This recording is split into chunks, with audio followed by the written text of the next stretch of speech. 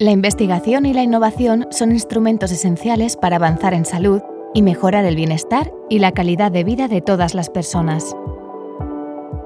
La Fundación de Investigación del Hospital General Universitario de Valencia, desde su creación en 1999, ha ido creciendo en investigación biomédica e innovación científica y tecnológica con la misión de dar respuestas a los principales retos de salud.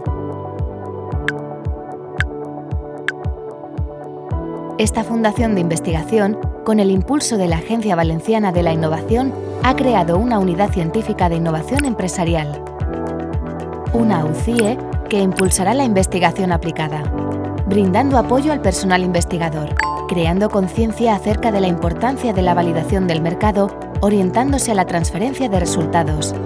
y dando soporte en la búsqueda y contacto con empresas y otros partners,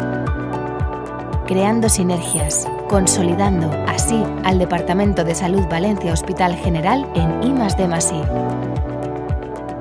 Actualmente se está trabajando en diversos proyectos de innovación en colaboración con institutos tecnológicos, universidades y empresas centrados en el desarrollo de nuevos productos, servicios y tecnologías transferibles al tejido productivo que contribuirán a mejorar la práctica hospitalaria y la competitividad territorial.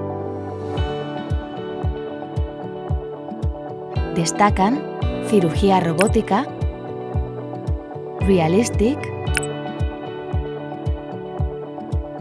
iCord, Extratube, Nososense. La UCIE dinamizará la realización de estos y otros nuevos proyectos, lo que constituye una apuesta por la innovación como palanca tractora para lograr un sistema de salud de excelencia que mejore la asistencia a los pacientes y su calidad de vida en la Comunitat Valenciana.